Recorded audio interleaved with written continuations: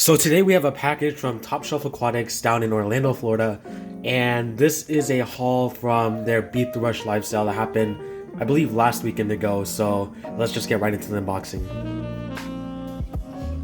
So I already did open the box just because my address is on here and I would really not like that leaked.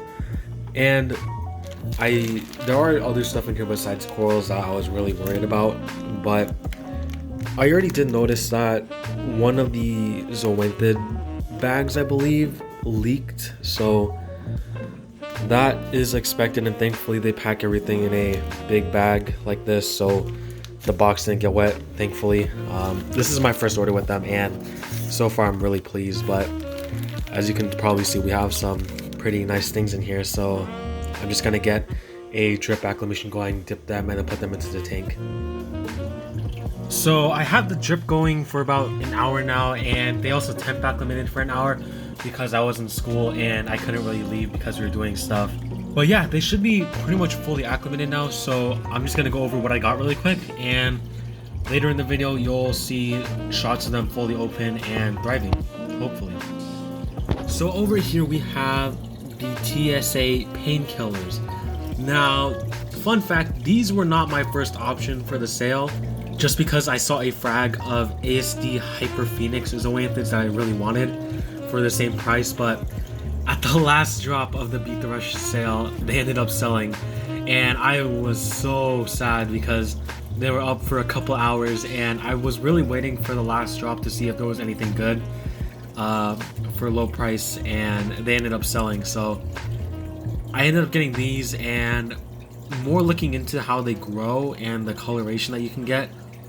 Their tentacles are black and the centers are a mix of light pink and light blue, so I've grown onto them more and I think they'll look really nice in the frag tank.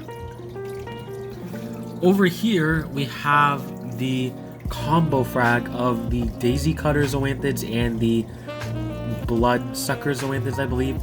These are the Jason Fox daisy cutter zoanthids with the TSA bloodsuckers, I think, going by their actual names. But from the picture I saw maybe 4 daisy cutters and 2 blood suckers, sorry.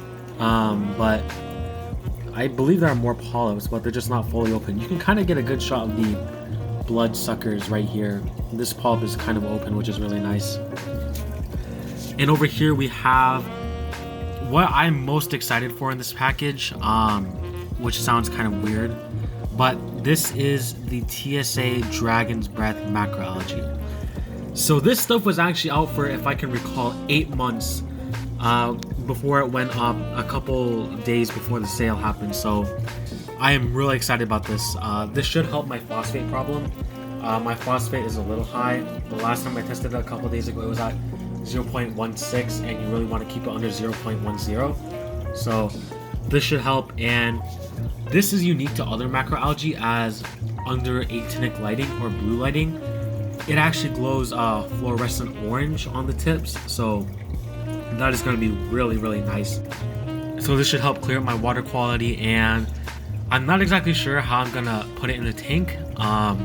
I thought they would come on like a frag plug since they were labeled as frag, but that's just the size, so that's my fault. But I think what I'll do is just get a small Ziploc bag and poke holes in it so they still get water flow and allow them to tumble in the bag.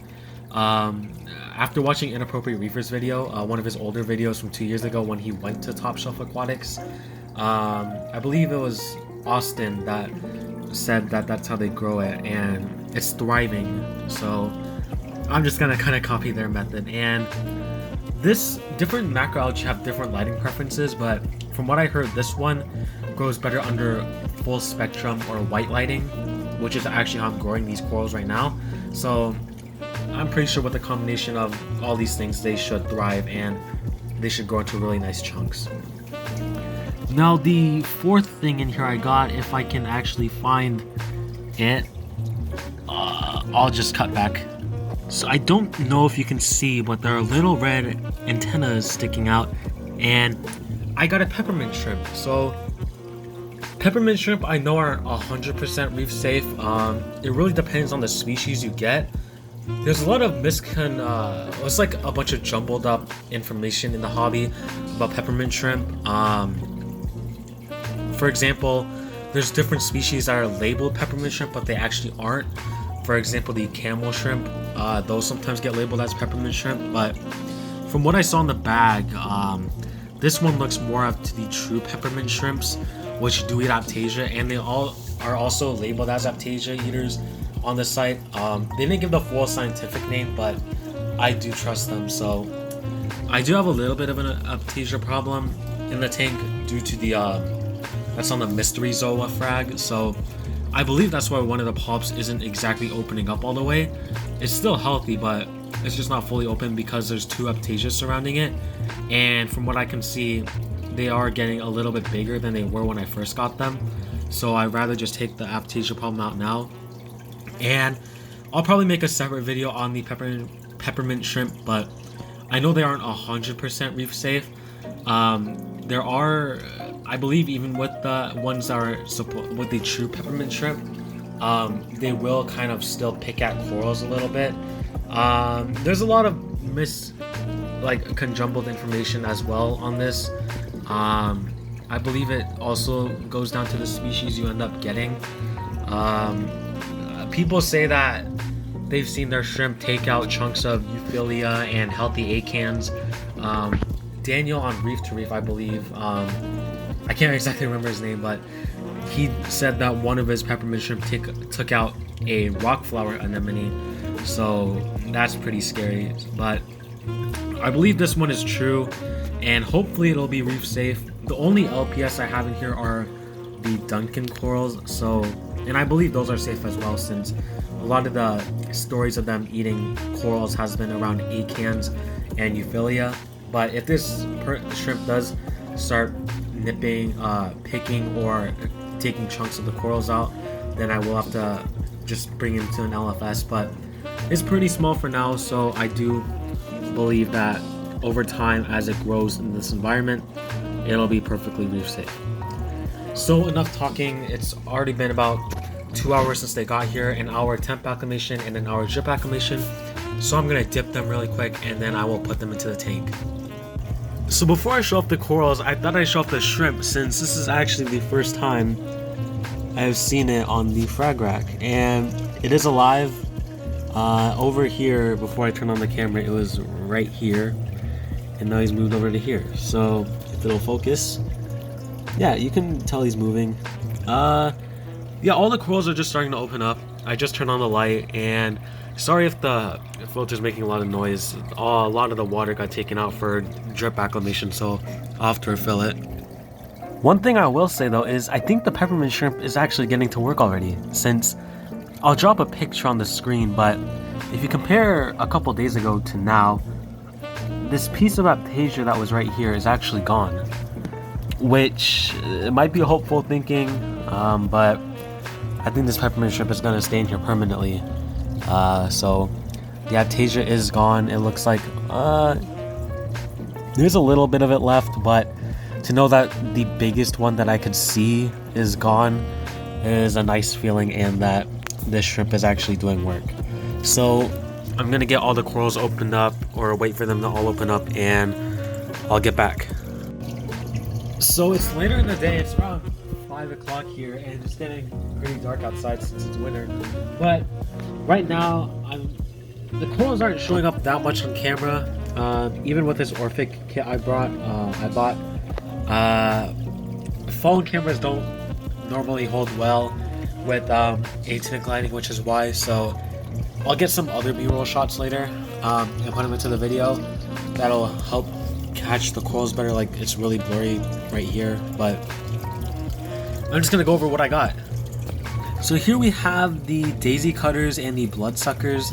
As you can see, the daisy cutters, oh, it's actually appearing pretty nice, have this kind of orange center, or their mouth is orange, with these white petal patterns that surround it, which is why they got the name the daisy cutters, since they look like daisies. And then the rest of their body is blue, and then their tentacles are green, so I guess it kind of represents like the sky and grass, I would say. And then the bloodsuckers have this orange body with pink tentacles, and their mouth is black. So it's a really nice combo frag. I actually did get a lot of polyps on there, surprisingly. I think I see around 8. So what I want to do is, once they get more acclimated and they kind of get more puffy, I'm going to frag off all of them and make new separate frags. I am going to use smaller frags than this because that one's on its side since it doesn't fit the rack, and the Duncan Coral and the Mysteries Oriented frag are also on the rack, not all the way, but because for some reason they don't fit the rack that we have right here, which sucks, but it's whatever. The second thing is the what do you call them? The painkillers. That's what they are. Now I can't get a good shot of them just because they are still in the cup. What I did was I put the frag in the cup and ended up just leaving it there. So I'll have to get some B-roll shots of that, but last time I checked it wasn't fully open, so if it's not fully open yet, I'll just put up the picture of the exact frag I got, that it was how it looked at the Top Shelf Aquatics store, so I hope you get a good idea. And in here we have the macroalgae. Some of it did end up falling off, and hopefully you can kind of see it, I hope. Like that little black mark right there. Some of the algae did get sucked up to the intake, but here we have the glorious macroalgae with the extra flow from not refilling the tank after a lot of it got drained, just because I need extra water, which I will mix later. But the algae has adjusted pretty well. It shows better under white light, so that's what I'll do, but it hasn't shown the fluorescent tips yet, and I've heard that once it gets more adjusted to your light settings, since these were grown under different lights, they will do better. But as you see, the bag just kind of floats around and it helps have the algae flow, and yeah, it's just really adjusting pretty well so far, I would say. Hey everyone, sorry this video seems a little scrappy. I'm still working out some editing techniques and some camera work, and just in general, phone cameras don't really pick up blue light that well, so it makes everything a little distorted. Right now, I do have new projects coming up. It is December now, so a lot of fun stuff coming this month, and to end off the year, like all my tanks tour with some stuff you've never seen before. And I am actually working towards a better camera. Well, not any camera, just but right now I'm actually working towards a better camera. I'm looking at the Canon 90D. Even though it's a DSLR, since I've heard DSLRs are kind of outdated nowadays, this one still holds up from the reviews I've seen. So I think I'm gonna go for that one. It's a lot cheaper than I thought at first, but it's still a little more expensive. But next year we should definitely see some better camera quality on this channel and a lot of better video quality. So hope everyone had a good Thanksgiving for those that celebrate it. And yeah, this is Northwest Fish Keeping signing out, and I'll see you in the next one.